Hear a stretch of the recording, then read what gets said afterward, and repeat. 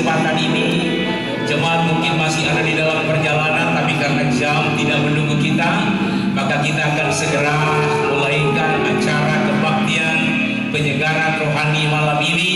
Kita percaya bahwa jika kita mengundang Roh Kudus, maka Dia hadir di tengah-tengah acara ini. Dan Bapak Ibu Saudara kita semua pasti diberkati oleh Tuhan. Bisa bilang amin? Haleluya, puji Tuhan. Rohmu yang hidup penuhi. Bapak Ibu Saudara tetap tinggal duduk sambil kita nyanyi pujian ini. Mari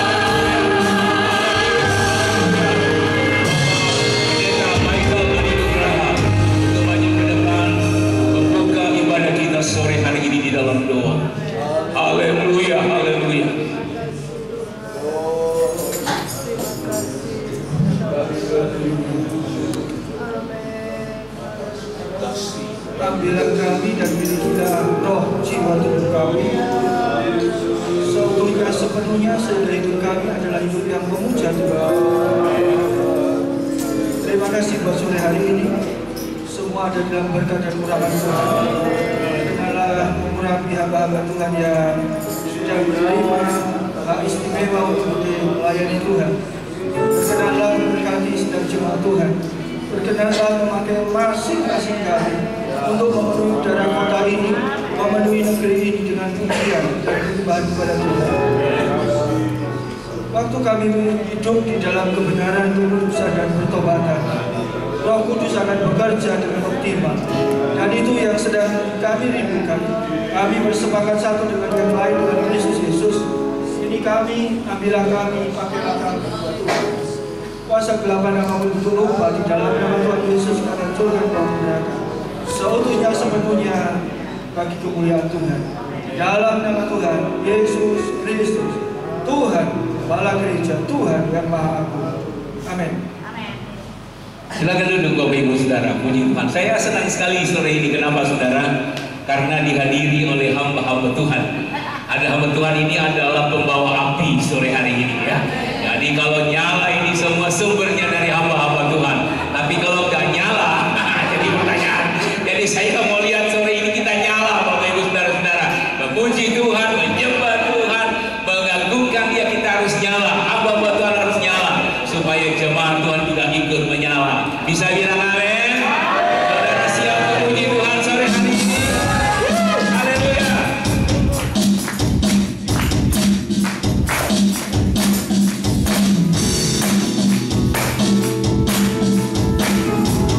Kita nyanyi pujian sekarang telah tiba. Haleluya.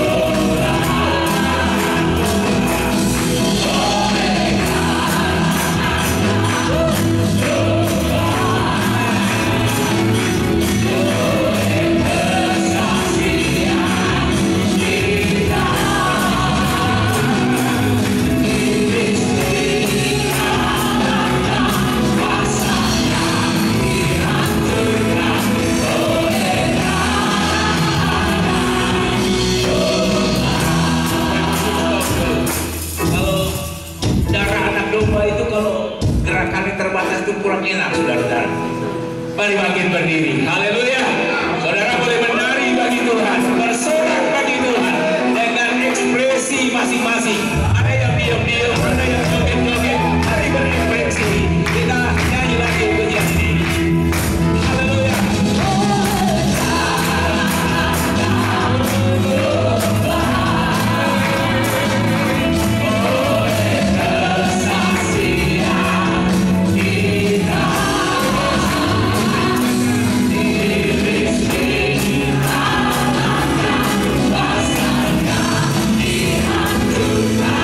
Oh,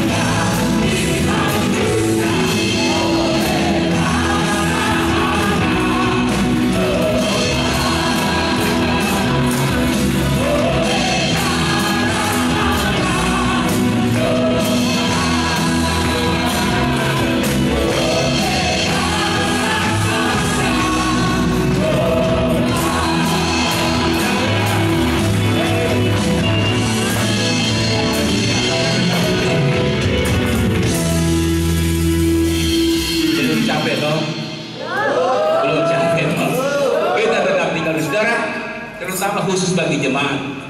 Saudara, mujizat Tuhan kadang-kadang terjadi ketika kita sedang menyembah dan memuliakan. Ketika kita sedang bersuka cita mengagungkan Tuhan, mujizat Allah itu nyata. Sore hari ini saya lihat betul terbakar jemaat. Haleluya. Karena Tuhan hamba Tuhan, jemaat beliau terbakar. Dan sore ini saya percaya mujizat Allah ada di tengah kita. Haleluya. Kita tetap tinggal berdiri. Kita nyanyi pujian berikutnya. Haleluya. Mari bertepuk tangan. Haleluya.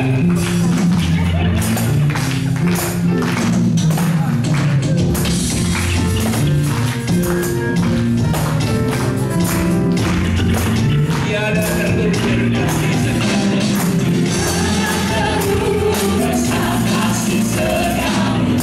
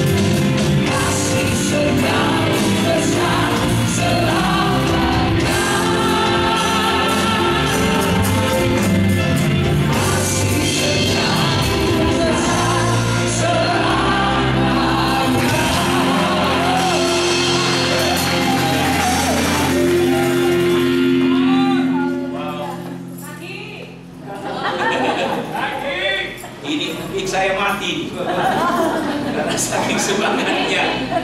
Halo Ucup, D1, 2, 3. Jangan sampai saya pulang suara sudah nggak ada tuh. Puji Tuhan. Halo, puji Tuhan.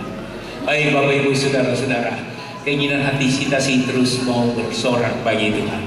Kita mau berjoget ria di dalam Tuhan. Kita mau mengekspresikan sukacita kita kepada Tuhan.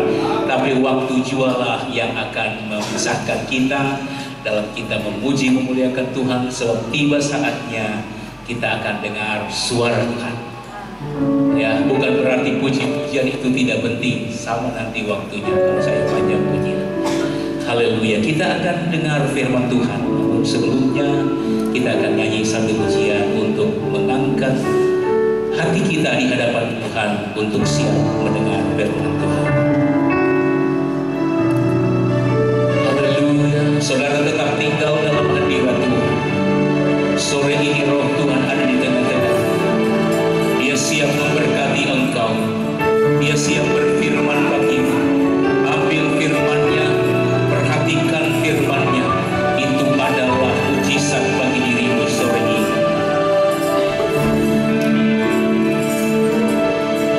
Haleluya.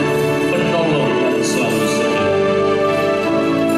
Penolong yang selalu setia. Yes.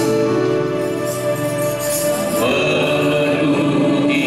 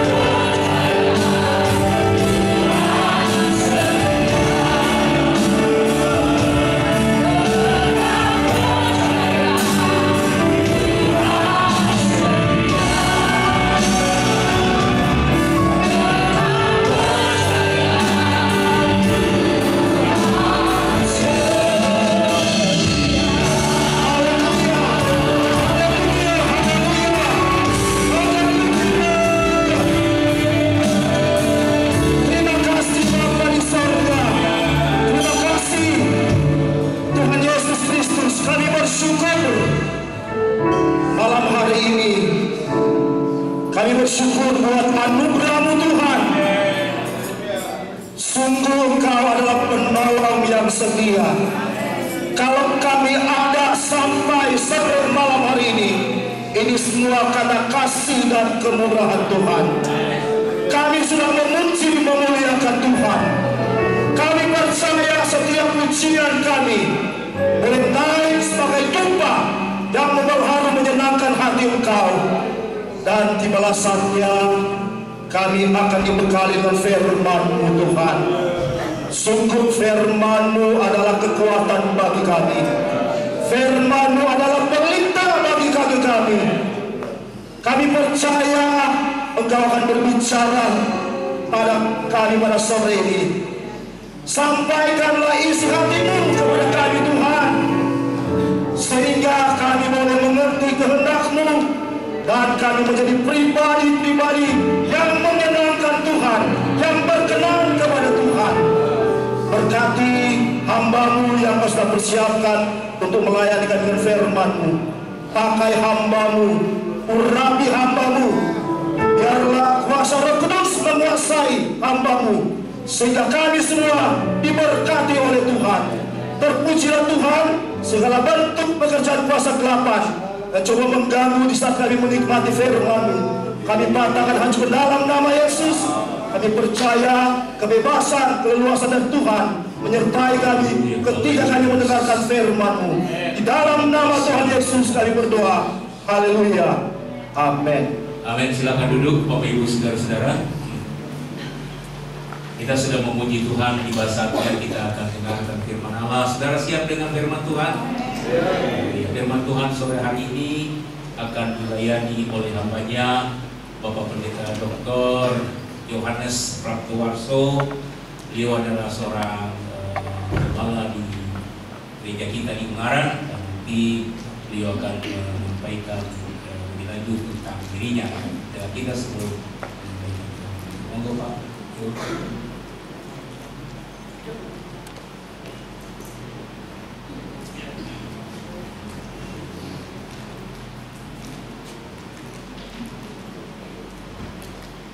Ya, puji Tuhan, semua yang masih semangat berkata haleluya. Ya, puji Tuhan. Kita bersyukur pada Tuhan karena bisa bersama-sama menyembah Tuhan dan beribadah pada Tuhan dengan sukacita. Saya percaya yang memuji Tuhan dengan sungguh, dengan iman, yang sakit disembuhkan oleh Tuhan, yang lemah dikuatkan. Amin. Haleluya. Baik, ini adalah saat yang indah untuk kita bersama-sama membaca firman Tuhan. Tadi diperkenalkan, nama saya adalah Pendeta Yohanes Praptowarso. Pelayanan kami ada di PPDI Ungaran, ya, Jawa Tengah, tidak jauh dari sini. Kira-kira sekarang sudah tinggal 1,4 jam tadi kira-kira dari Ungaran ke sini, dari Semarang 1 jam.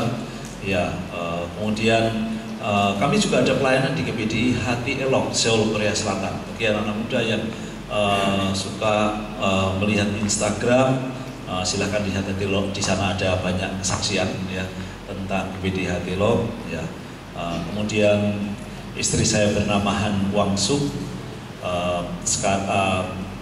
Banyak pelayanan beliau harus mundar-mandir karena dia harus bertanggung jawab penuh dengan runningnya pekerjaan Tuhan yang ada di Seoul, Korea Selatan, dan juga harus ikuti suaminya ya di Ungaran. Jadi itulah dikerjakan sampai hari ini. Dan anak saya masih kuliah yang ada di kota Busan, jauh dari rumah kami di Seoul, ya kira-kira 500 km.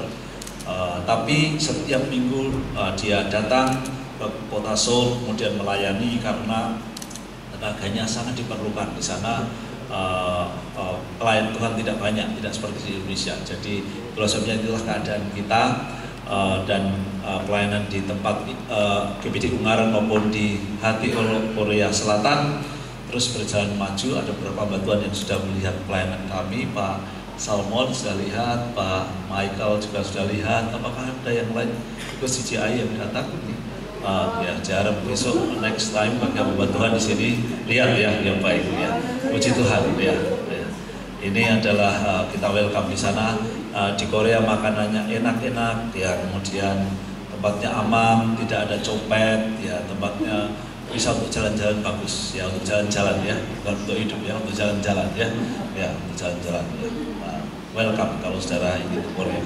Baik, ini perkenalan kami. Kami hanya bertiga satu keluarga. Ya, saya, suami istri dan seorang anak. Anak saya bernama Samuel karena kita minta dari Tuhan. Ya, kemudian nama marga mamahnya Han. Jadi saya kasih nama Samuel Han. Terus orang Jawa sebetulnya tidak punya marga. Ya, nama saya tadi Praptowarso itu nama sangat khusus ya saat ini ya. Dulu nama itu saya pikir itu nama kampung ya. Pikir karena saya senang kalau namanya Brian atau Stephen atau Stanley, ini Praptowarso, nama apa ini waduh? Ya, hadir ya. Ya, Praptowarso, coba diganti yang lebih bagus lah nih, saya kata. Oh jangan, tidak bisa diganti katanya ya. Jadi saya menderita dengan nama itu ya. Nah, tapi hari ini ketika ada Google, ketika saudara mengetik Praptowarso, ternyata hanya satu di dunia. Berarti spesial ya. Saya terima kasih pada orang tua saya ya. Jadi saya membuat marga baru supaya orang Jawa juga tidak kalah dan orang Batak dan orang Manado punya marga. Jadi nama anak saya Samuel Han Praptowarso ya. Sekarang Praptowarsonya akan jadi 2 ya. Baik, inilah keluarga kami. Kami suka melayani Tuhan dan kami semua antusias dalam melayani Tuhan. Saudara semua suka melayani Tuhan. Amin. Haleluya. Baik. Mari kita membaca Alkitab kita, ayat yang terkenal, yang sering kita baca bersama-sama di dalam Roma pasal yang pertama, ayat 16 dan 17 ya. Roma pasal yang pertama ayat 16 dan 17 firman Tuhan berkata demikian. Sebab aku mempunyai keyakinan yang kokoh dalam Injil. Aku mempunyai keyakinan yang kokoh, kuat dalam Injil.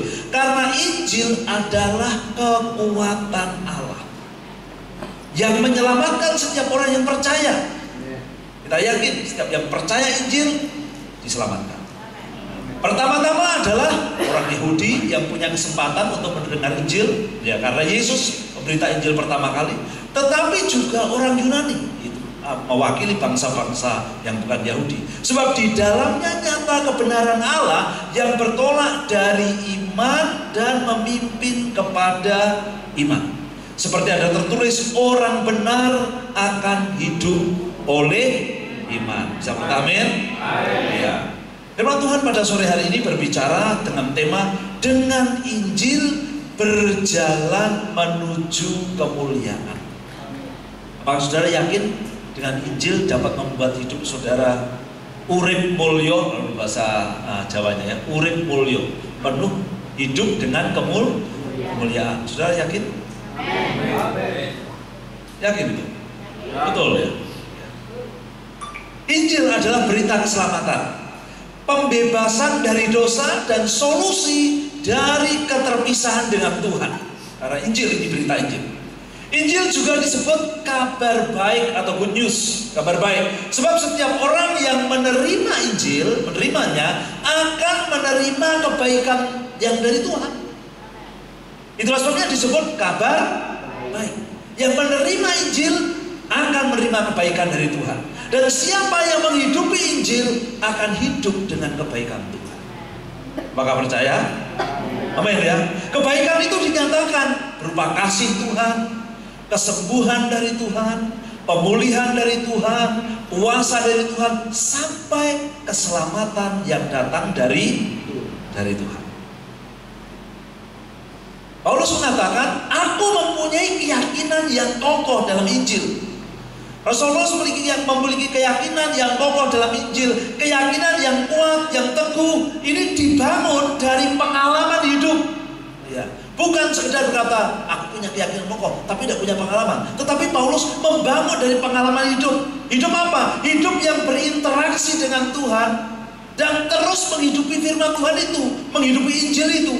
Meskipun secara fisik Paulus ini tidak menjadi murid Yesus seperti Petrus, Yakobus, Yohanes, tetapi pengalamannya berjumpa dengan Tuhan di jalan menuju ke Damsik mensejajarkan kualitasnya sebagai seorang rasul. Dia tidak ragu mengatakan, aku adalah rasul Allah,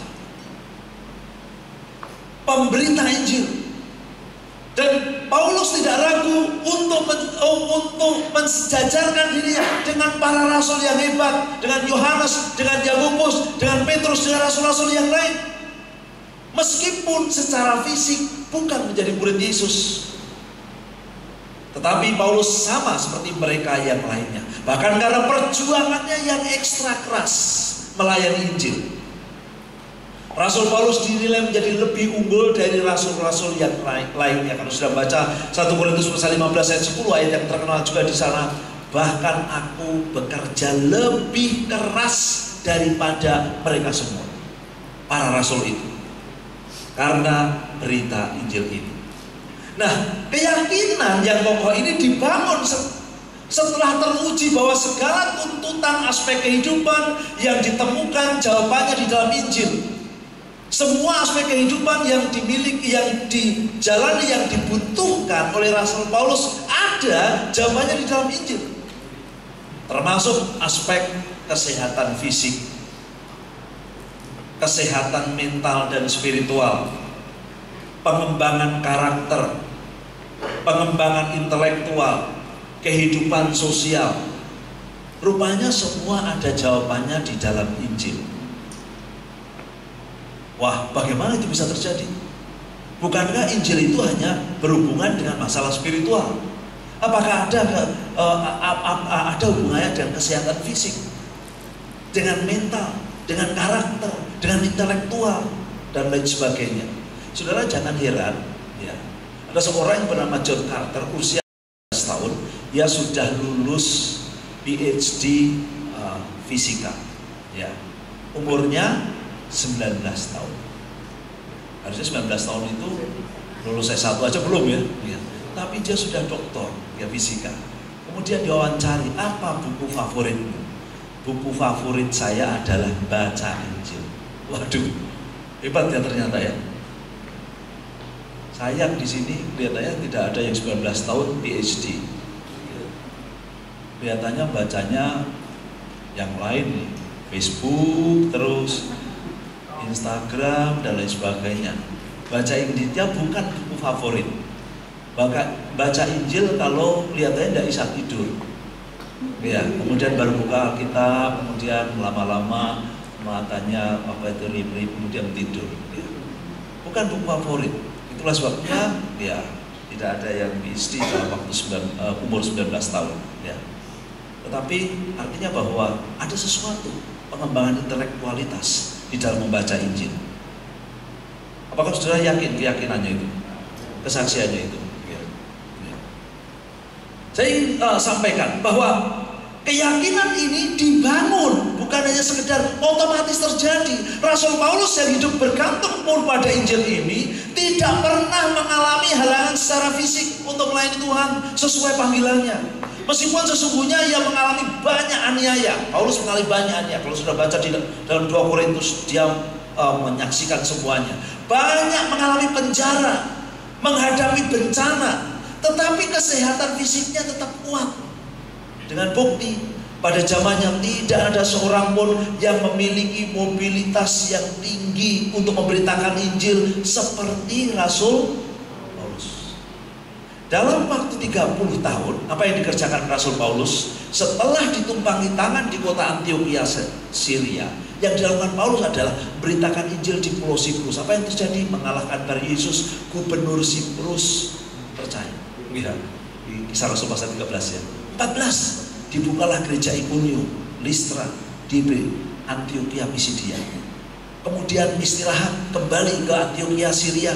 Kemudian sidang di Yerusalem, Kisah Rasul 15, untuk membetulkan bahwa kehidupan orang Yahudi Kristen dan orang bukan Yahudi Kristen harus berbeda dan lain sebagainya. Lalu deal sudah selesai, memberitakan Injil lagi. Dibukalah di Filipi, dibukalah sidang jemaat Tesalonika, dibukalah sidang jemaat Berea, dibukalah sidang jemaat di Athena, dibukalah sidang jemaat di Korintus. Kembali ke posnya lagi, siap-siap pergilah ke Efesus. Di Efesus dia membuka sidang jemaat di Efesus, kemudian membuka sekolah teologia di namanya Ruang Tiranus. Selama 3 tahun dia terus setiap hari mengajar.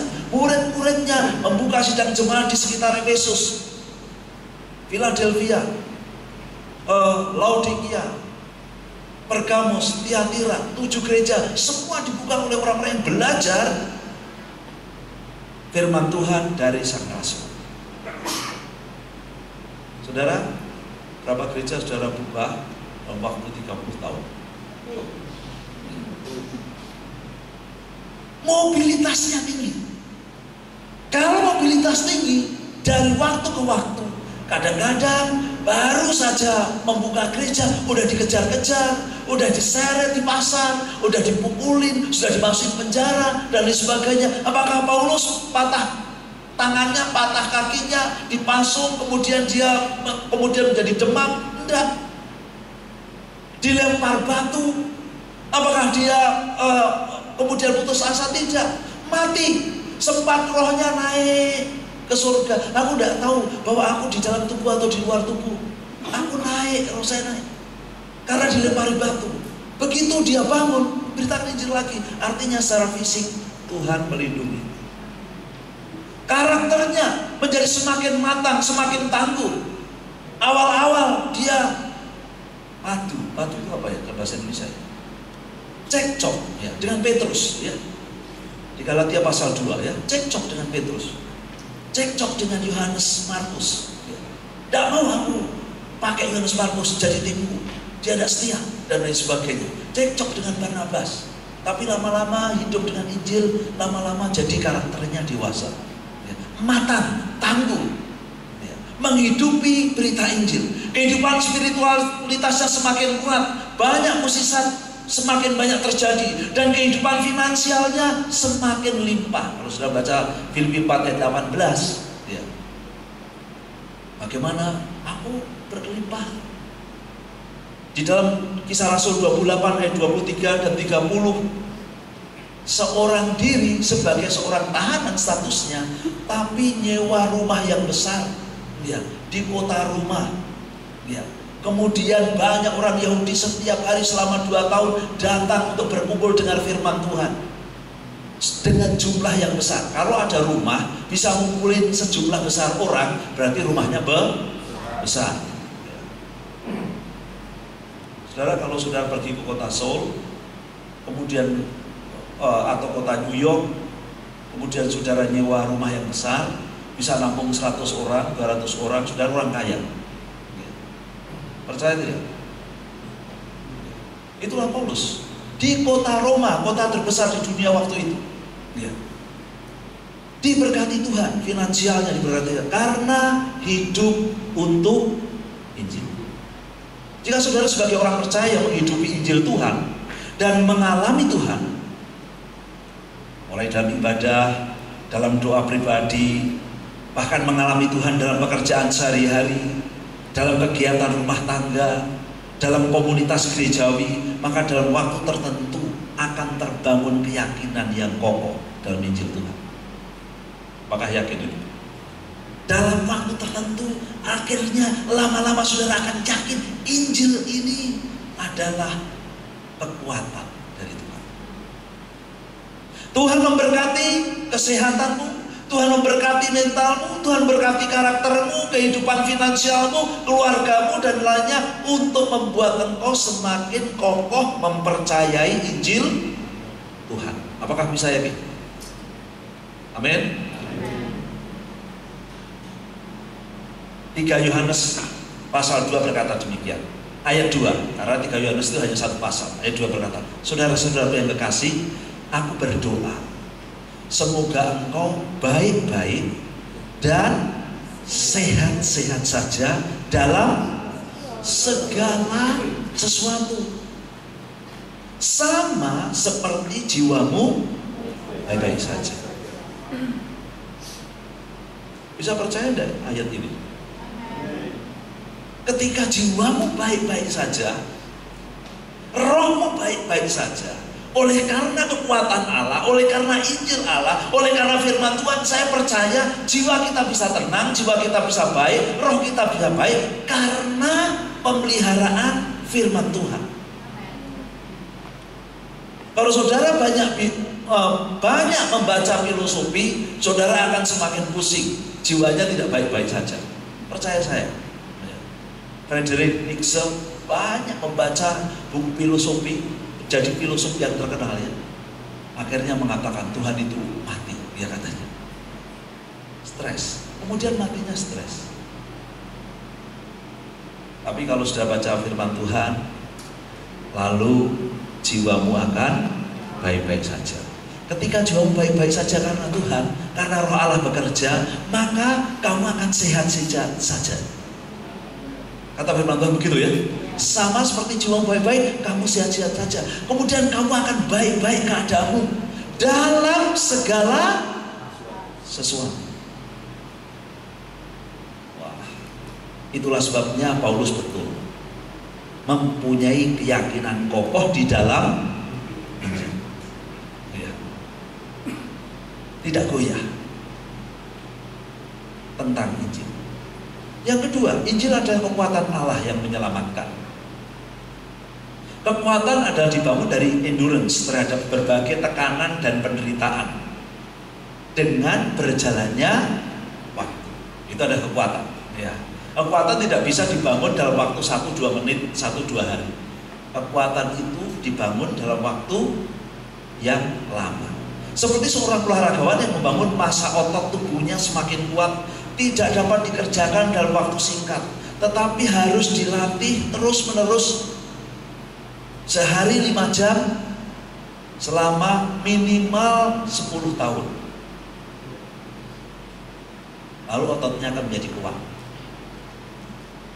Anak saya olahragawan ya. Dari SMP dia ingin jadi pemain bola. Saya lihat pagi disuruh latihan, lari pagi walaupun musim salju, jam 6 pagi, minus 15, minus 10 harus lari ya. Setiap pagi. Kemudian siang ada training lagi, malam harus nge-gym dan lain sebagainya. Apakah sehari jadi olahraga? Enggak. 10 tahun baru ototnya jadi kuat. Maka seorang olahraga profesional akan terbentuk minimal dalam waktu 10 tahun. Namun secara rohani bukan itu saja. Dengan kuasa Tuhan, kuasa Allah terlibat dalam proses membangun kekuatan rohani kita. Itulah sebabnya disebut Injil adalah kekuatan Allah. Karena apa? Tidak secara fisik saja terbangun, tetapi juga Roh Allah berperan membangun kekuatan kita. Sedangkan harapan adalah timbul dari percaya dengan pasti setiap janji Allah yang kita miliki, yang tertulis dalam Injil Tuhan. Meskipun penggenapannya tidak sesuai dengan waktu kita dan cara kita, ya, itu janji Tuhan, tetapi kita tidak mengurangi kepercayaan kita. Itu yang membuat kita kuat.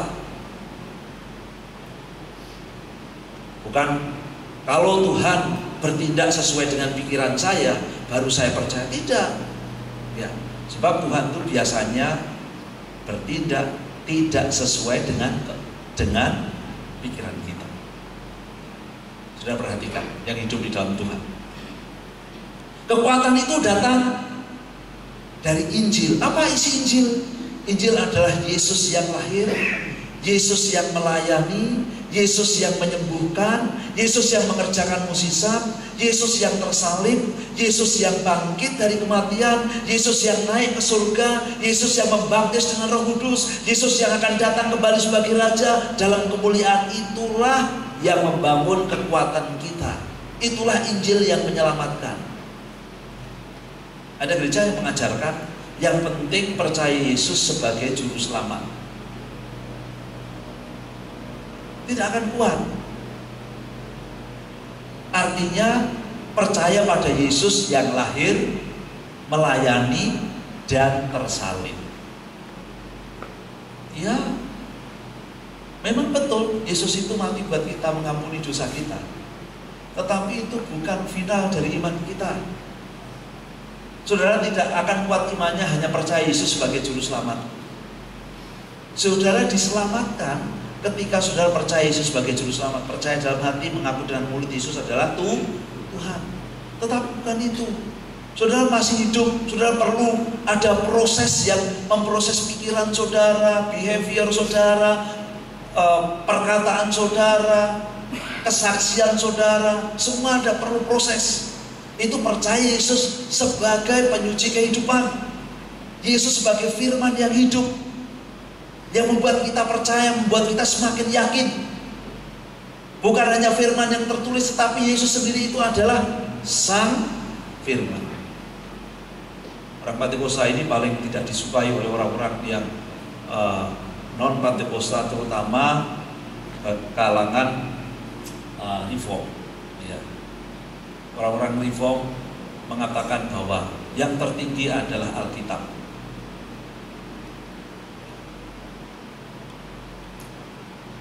Itu firman Tuhan yang tertinggi.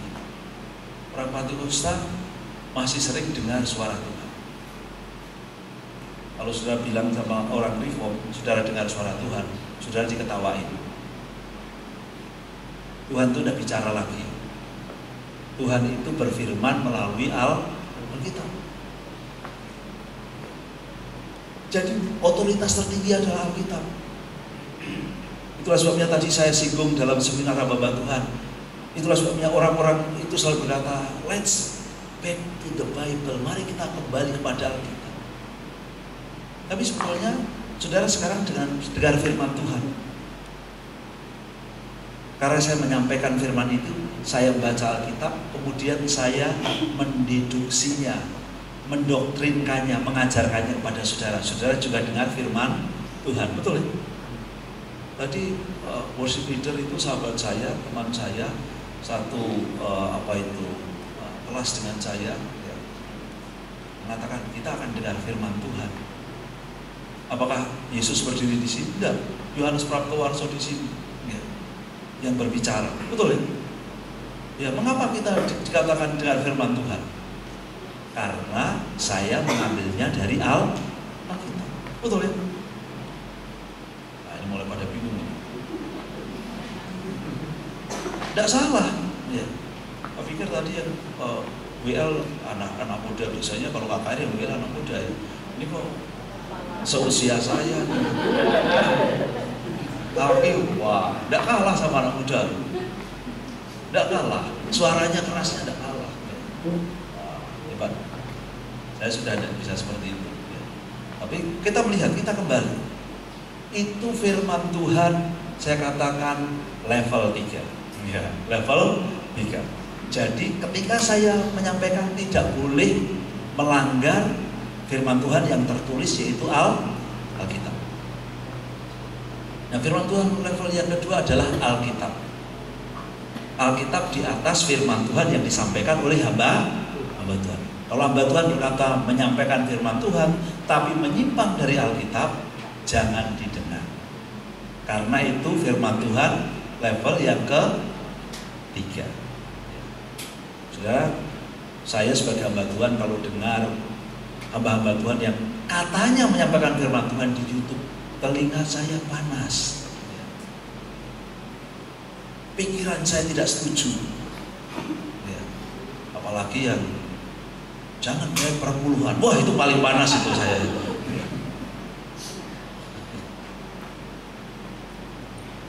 Banyak. Tidak sesuai dengan Alkitab. Firman Tuhan yang kita sampaikan harus tunduk pada kebenaran Alkitab. Apakah setuju, saudara?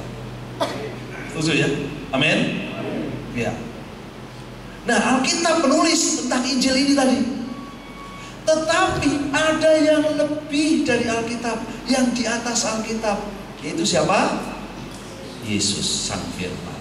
Bisa berkata amin? Nah, ini yang kadang-kadang gereja di sana sini tidak setuju. Ya, tidak setuju. Gereja di sana sini berkata tidak ada suara Tuhan.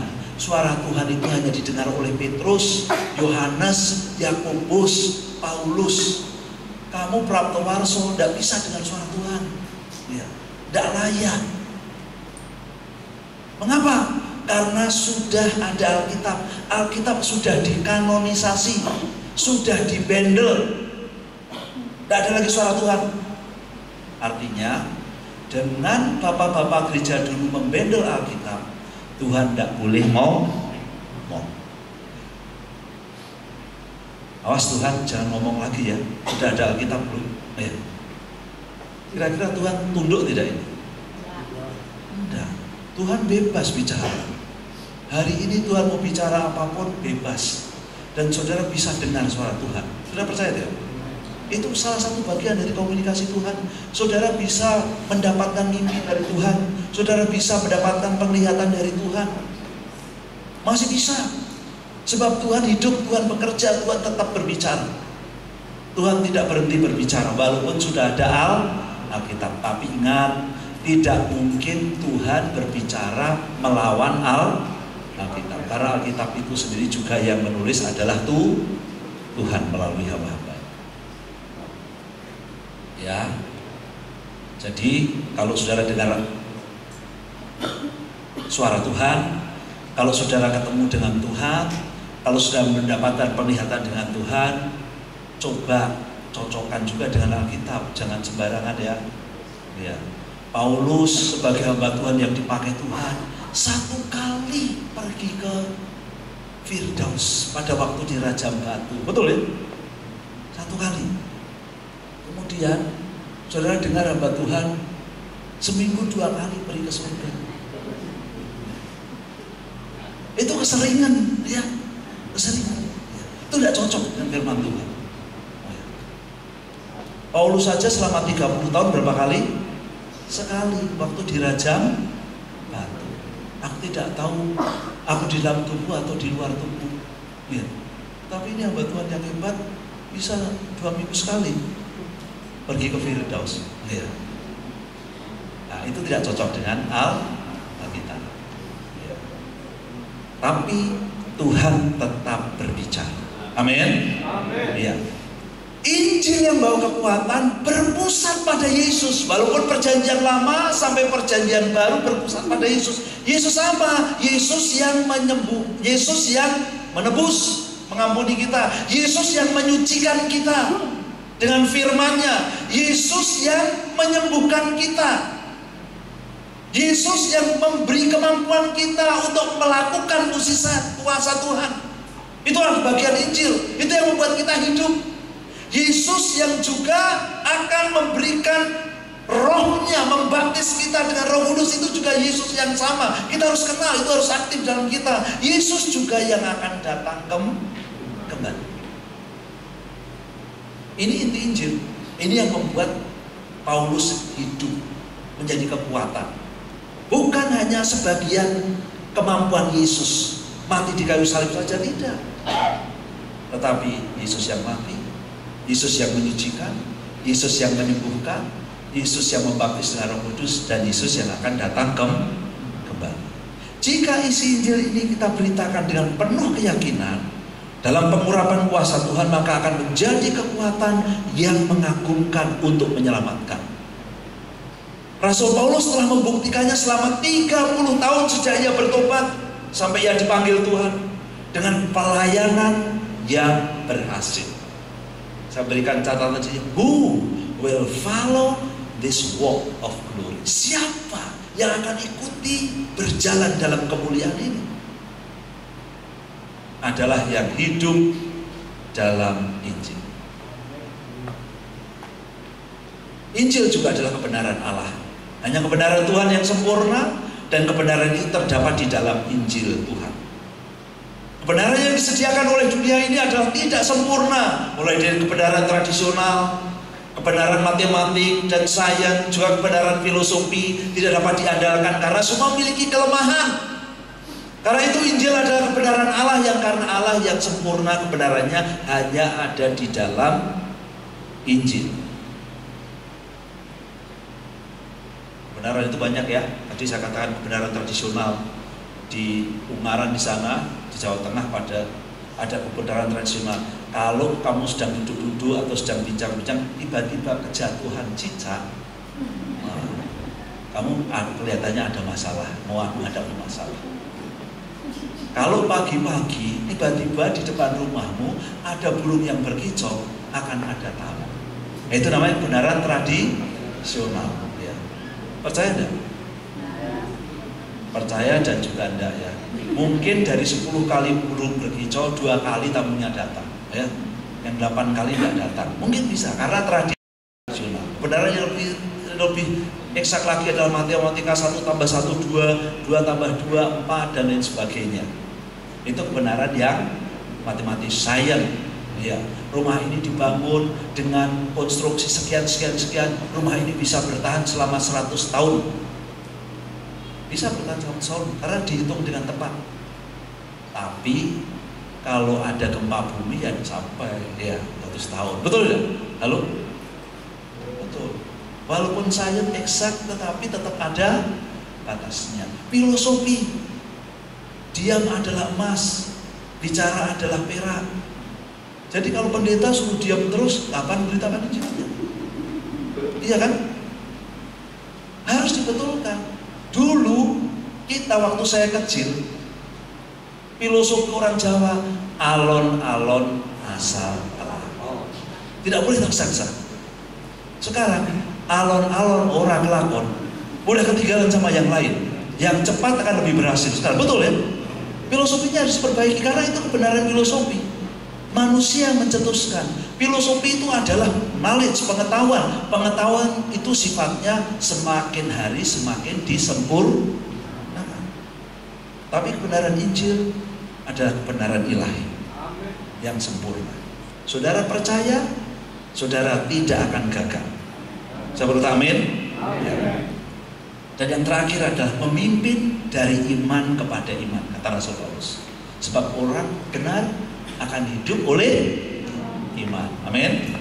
Dari iman kepada iman adalah dari keselamatan sampai kepada menikmati kemuliaan.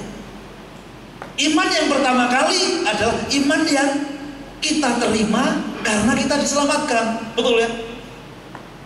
Kita dianggap orang beriman ketika kita menerima Yesus dan diselamatkan di jalan Dia. Dari menerima Injil itulah diselamatkan. Sampai kita hidup dalam Injil dan memberitakan Injil, itulah kemuliaan. Semua perlu dimulai dari iman dan harus diakhiri dengan iman. Semua sarana untuk pencapaian itu tersedia pada Injil Tuhan. Berkat kemuliaan memiliki iman berdasar Injil Tuhan adalah berkat dengan ukuran Tuhan, bukan ukuran manusia. Kalau saudara percaya Injil Tuhan, berkat yang saudara terima adalah berkat ukuran Tuhan, bukan ukuran manusia. Apakah saudara percaya? Percaya? Amin ya. Saudara, suatu saat ada seorang pemain golf yang terkenal namanya Arnold Palmer. Ya. Pemain golf itu diundang oleh Raja Saudi untuk bermain golf bersama teman-temannya. Semuanya pemain golf seluruh dunia diundang karena Raja Saudi waktu itu Arab Saudi membuat lapangan golf yang baru di padang pasir. Ya. Kemudian bermain. Setelah bermain golf kira-kira 100 pegolf, kemudian diadakan malamnya adalah acara dinner bersama sang Raja Arab Saudi. Pada waktu dinner sudah mulai berjalan, kemudian raja itu keliling dari meja kasih salam, termasuk pada Arnold Palmer ini. Lalu Raja Saudi berkata begini, Arnold, what I can do for you? Apa yang dapat aku lakukan untuk kamu? Dia tidak siap untuk menjawab pertanyaan ini. Karena dia diundang untuk main golf, itu adalah kehormatan. Walaupun dia pegolf yang terkenal. Ya. Kemudian dia diajak makan dengan makanan yang mewah, itu adalah kehormatan. Tapi setelah dihampiri raja, kemudian raja berkata, aku dapat melakukan apa untuk kamu? Dia tidak siap. Dia tidak siap. Lalu dia sebagai pemain golf, dia berkata, wah baguslah kalau dibeliin sang raja tongkat golf yang terbaru, misalkan ya. Mungkin yang lapisannya emas. Ya. How about golf club? Golf club itu artinya alat pemukul golf. Golf club. Rajanya berkata gini, oke, no problem, katanya. Pulang. Ketika pulang ke rumah, 1 hari, 2 hari, 3 hari, dia tunggu-tunggu. Siapa tahu rajanya ingat, kemudian betul-betul beliin dia apa? Pemukul golf, tongkat golf atau golf club.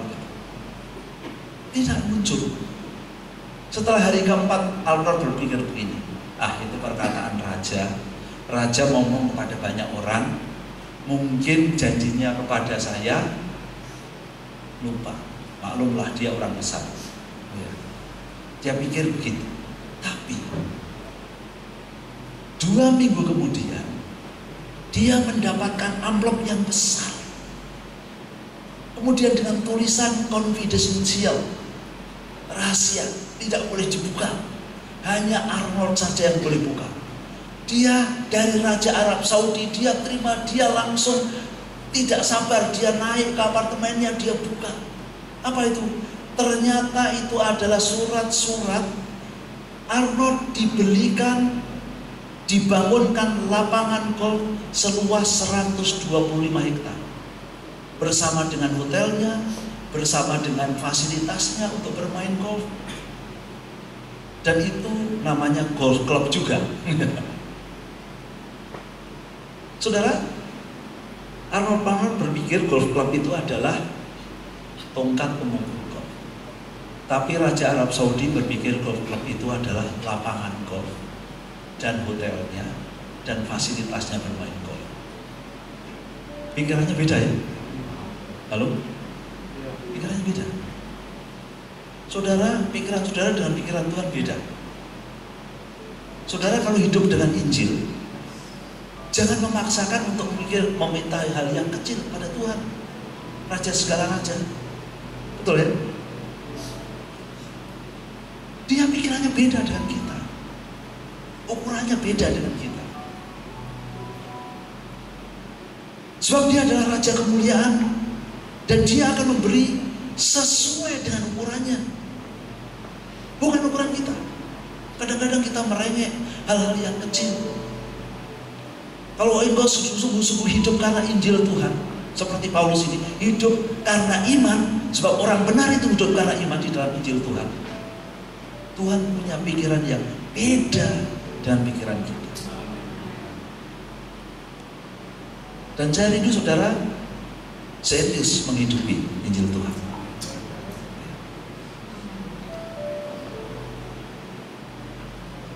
Saya percaya bahwa kekuatan Injil Tuhan sejak zaman dulu sampai sekarang tetap sama, tidak berubah. Amin. Dan anak Tuhan, hamba-hamba Tuhan di sini, ya, hiduplah dari iman kepada iman. Berjalanlah dengan Injil ke dalam kemuliaan Tuhan. Ya. Tuhan ada di sini. Tuhan berkati saudara. Tuhan berkati firman-Nya. Firman Tuhan adalah ya dan amin. Tidak akan gagal. Haleluya. Baik, kita akan menyanyikan pujian dulu. Saya mengajak sebelum kita berdoa. Ada pujian hidupku menggenapi firman, nada ketiga. Ya, ada ini. Apakah saudara bisa menyanyikan pujian ini? Tuhan, Kau sempurna dalam rencanamu. Dalam rencanamu dan karyamu,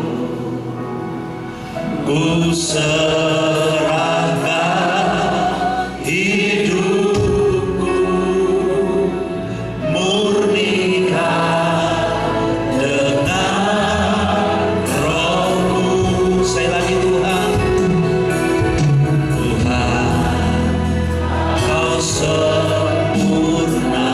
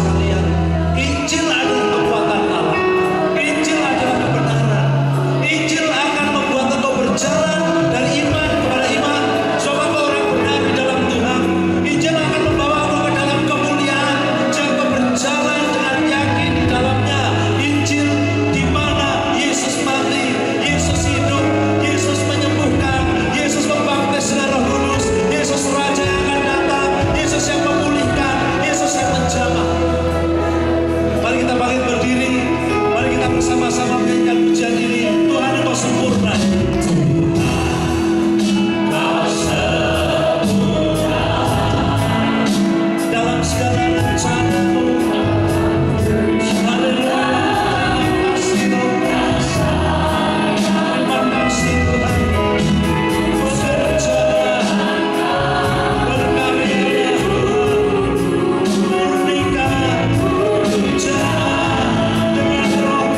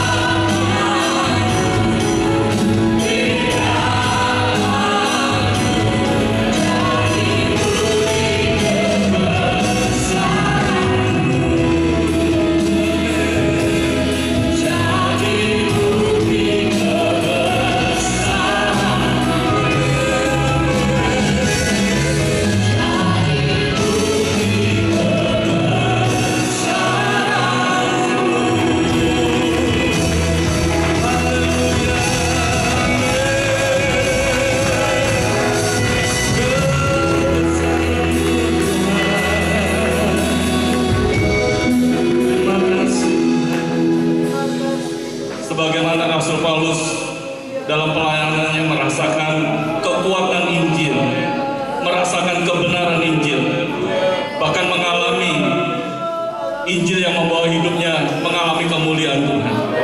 Kami percaya Injil yang sama ada malam hari ini di tempat ini. Injil yang sama yang kami beritakan dalam pelayanan kami. Injil yang sama yang kami hidupi.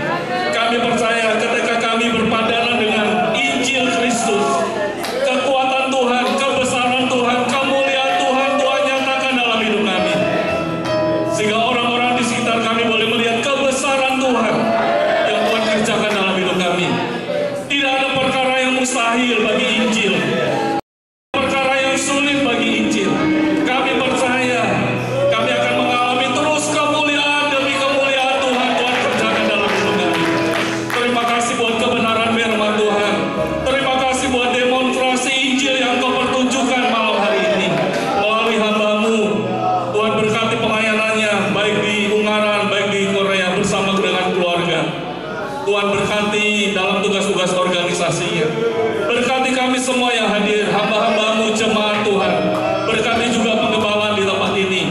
Kami percaya kekuatan Injil tidak berhenti di malam hari ini. Kekuatan Injil terus Tuhan kerjakan dalam hidup kami. Terima kasih Tuhan, terima kasih.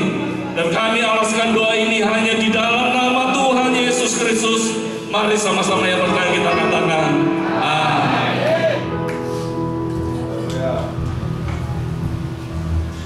Puji Tuhan, haleluya, haleluya, haleluya. Saudara diberkati Tuhan malam ini. Puji Tuhan. Makasih Pak Yo buat firman-Nya. Acara sore hari ini saya dengan Pak Pendeta Ariel sudah rangkai sedemikian rupa, dari mulai seminar sampai KKR. Saudara-saudara, kita berdua sudah rangkai. Lalu untuk KKR saya bilang, Pak Ariel, siapa yang mau jadi worship leader? Ini gereja ini saudara punya worship leader yang andal nih. Di sini ini saya ini worship leader yang andal.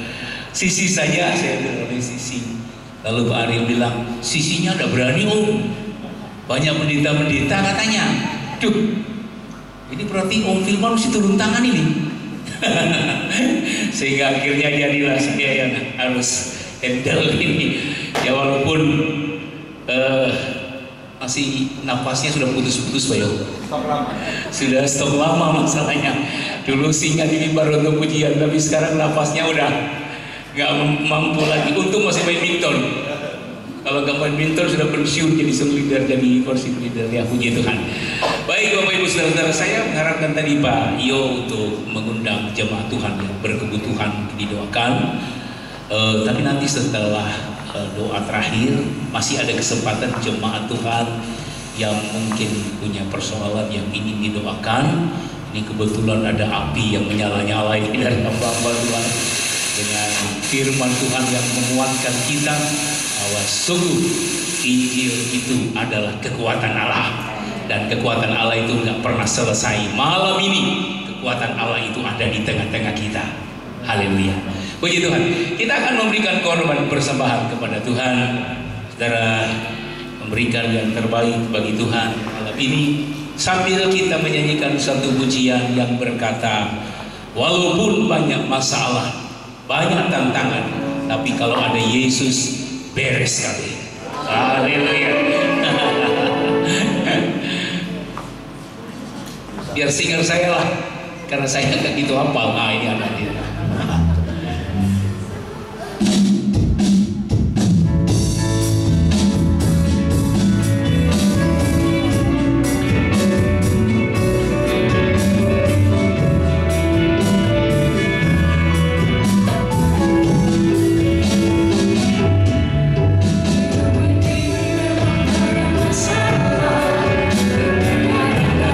Silih berganti, janganlah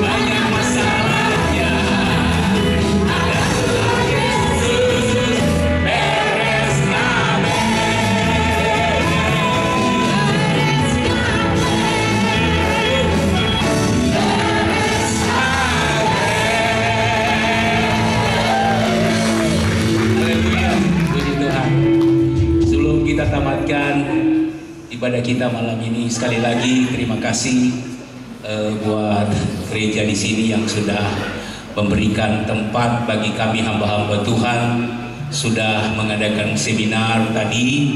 Ya, sekali lagi Pak Ariel sebagai gembala tempat ini, Ibu Priscilla sebagai gembala senior yang sudah memberi banyak hal untuk terselenggaranya acara ini.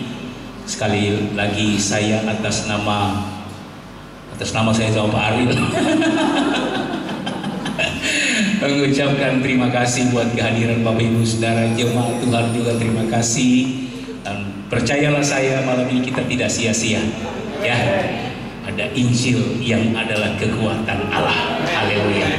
Kita tamatkan ibadah kita nyanyi pujian sambil nanti Bapak Ibu Saudara jemaat Tuhan, khusus jemaat Tuhan, kalau ada hamba Tuhan yang berbeban berat boleh maju ke depan. Khusus jemaat Tuhan untuk boleh maju ke depan. Kita akan berdoa bersama-sama. Kita nyanyi pujian, Tuhan Kau sungguh besar, karyamu sungguh ajaib. Haleluya.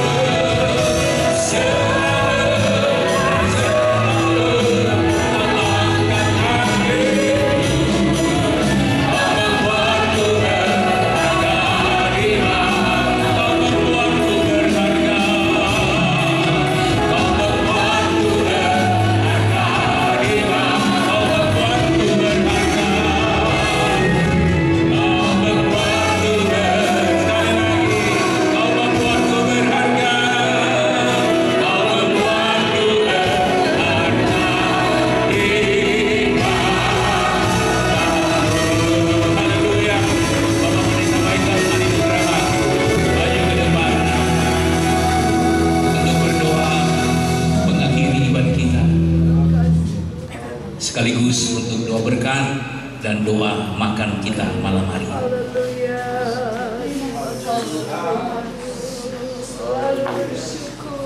Haleluya.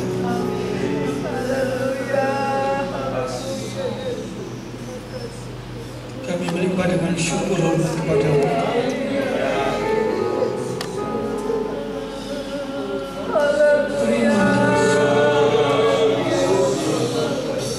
Terima kasih.